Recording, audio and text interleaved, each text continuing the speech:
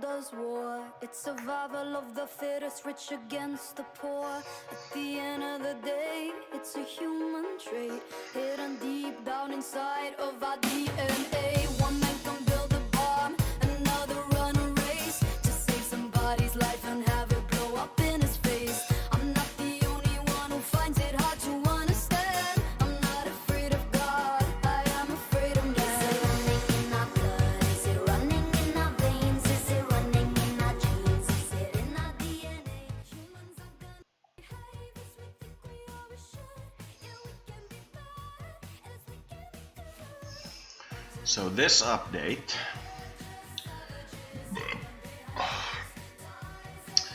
first of all, hi all, it's me, Cyan, Aki, whatever you want to call me. This update will be a hard one. As you can see, I'm on Norse map, so the world leader community hears what I'm talking about. I'm not trying to hide this particular one. I'm going to talk about the Ukrainian war. Last I heard, there was some amount of peace talks between the Ukrainians and the Russians, and this is very good. But I've been thinking about how the European Union reacted to this thing. So officially, when Russia basically invaded Ukraine, we decided to give Ukraine just enough weapons that they can defend themselves against anything except an all-out attack, at which point we would reconsider the situation and have an economic embargo on Russia. Now, lately I have seen Russia act as if they won the war, and it's made me consider that even though I was in the camp of no open war with Russia, personally I didn't support it. I saw both sides as behaving badly, but the Russians behaving more badly than the Ukrainians, but there was no doubt in my mind that the Ukrainians provoked this. I read a lot about what the Russians said about how the situation in Ukraine had been going down for the Russian population, and there were things like the Ukrainians banning the teaching of classes in Russian, which is, to me, something you don't want to do if you're Russia's neighbor. You don't want to like actively antagonize them like that. That is basically a stupid idea. But that being said, when the war was actually underway and it was clear that there were Russian field units, not just partisans who happened to support Russia, it is a good question on whether or not we should have actually mobilized. Should we have, as the European Union, mobilized for full war and just like basically said fuck it and go for it? And what kind of position should we have taken in that war? It is a question that has played with my mind to some amount. What we should have done, based on the fact that it seems, based on the current foreign political stance of Russia, that they didn't really become contrite after the economic embargoes and the actions of the European Union, that they continue to expand their sphere of aggression, if you will, to the ISIS territories, to Turkey, and there have been hacking attempts during military exercises in Norway that have caused it to appear like the Russians are attacking Finland, and other things of that nature. So I was in the camp who said no war. That I must point out. I was in the camp who said no war. We shouldn't mobilize for a full war. But 5 years into this thing, and the Russians continuing to expand their sphere, if you will, makes me consider that we may have misstepped. We should have, or it's possible that we should have mobilized for full war. Now, I'm not against the current Russian stance. They are basically the conspiracy-minded people, the alt community, the spiritual community, and they are, when looking at things like the Trump administration, the Democrats.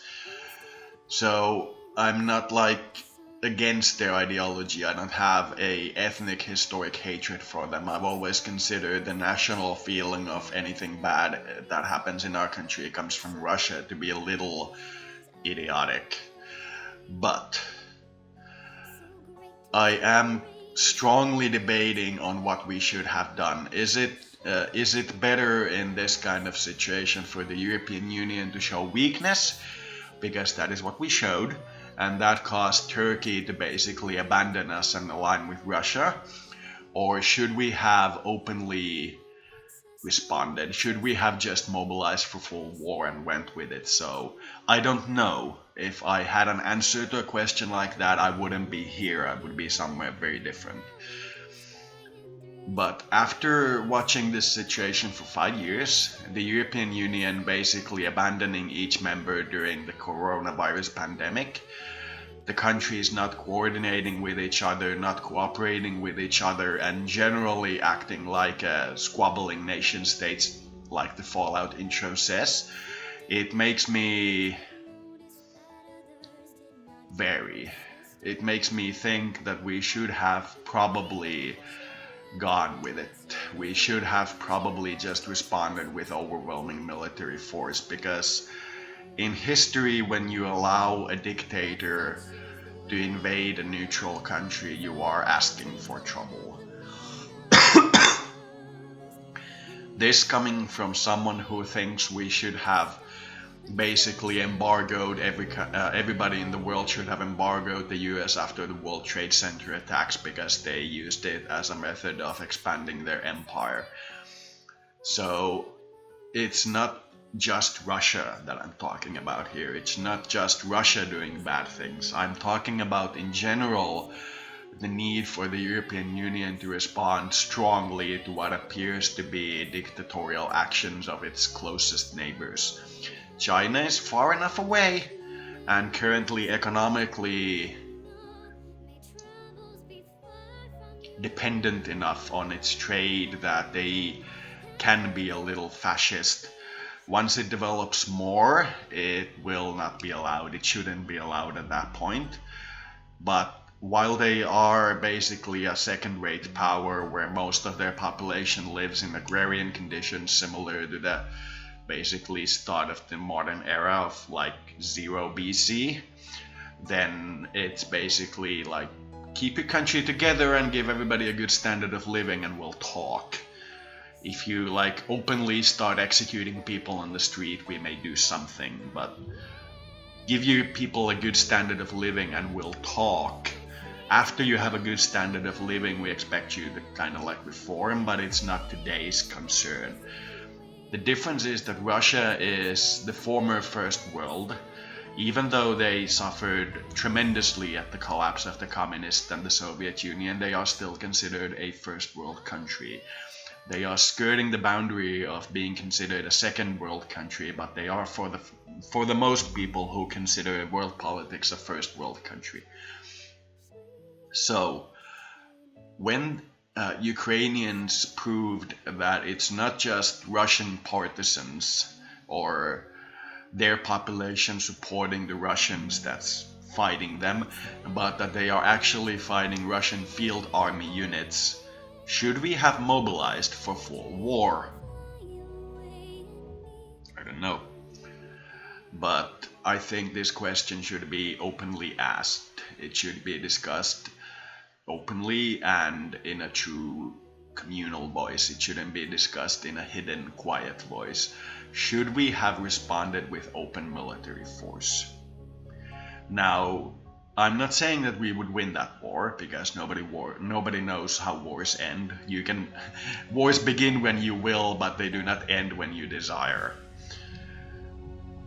So I don't know what we should have done. I literally don't know. But based on the continued expansion of the Russian sphere, I believe it's possible that it's preferable that we should have responded. But if we respond to Russia doing this, that means that after the war is over, we should also ask the US to dismantle its military bases in our neighborhood. So that is kind of like the other end of this coin. If we respond to Russia doing this with a military force, we should also respond to the US doing this with a military force. So because we didn't, Trump said very correctly that NATO's leaving, US is leaving NATO. Not openly, but that's what he said. US is leaving NATO, and European countries are expected to pay for their own defense. This is basically what they said. So they may have been looking to reduce the cost of this thing, because it would have been very costly to go to a full war. But the costs are still here, and you can't prevent cost when it's a justified matter. But it's a damn hard question. It's a damn hard question. But if we really want the European Union to be taken seriously, then I believe there is no other choice. If we want the European Union to be taken seriously as a global power, there is no other choice except to stand up to the Russian and the US influence in the world matter. We will probably lose. We will probably lose. It's a pretty clear ball game. Europe fighting against both of those countries at the same time will probably lose. But due to the ethics of the situation, it's possible that we should do it anyway. It is a very hard question. It is a very hard question. If there was a simple answer to it, everybody would have come upon it. But do we want the other superpowers to be able to invade countries that are neighboring us? In historic terms, that usually ends badly. So, despite the EU's best attempts to hold the situation peaceful, it seems that a war is inevitable. So it seems like the UK is leaving to give us time to mobilize. They are going solo because they don't believe that we will be an alliance that will be protecting of them, and they are like attacking the two other superpowers to prove that the EU region still has its thing together, that they can still become those troublesome private nations that are always giving everybody a headache. So, I'm not calling for war, and I'm not calling for full mobilization. If I were, I would be doing it publicly, like in a thing like this. So, please don't assume that I'm calling for war. But, everything being said, when Russia invaded Ukraine, it looks with hindsight that we probably should have responded with a military force. Similarly, when the US decided to invade Iraq without having the proper information as to whether or not they had weapons of mass destruction, which turns out they didn't, we should have responded with an embargo. The US has never been afraid of embargoing Europe. Let me remind you that under the current situation, the US has actually embargoed Europe first. So despite our attempts to appear peaceful, we are in fact appearing weak instead of peaceful. And in my opinion, it is quite probable that we should have just gone for it. That we should have defended Ukraine as a core part of Europe, pushed away the Russian partisans and the Russian forces, and then have a debate about what to do next. And if possible, we should have even toppled the Russian government and implanted a new one in there. But that is hindsight. Now the situation is quite calm between the two parties, and they're preparing for peace talks. So you get your peace talks. There is not gonna be a call for war from anyone worth noting at the moment.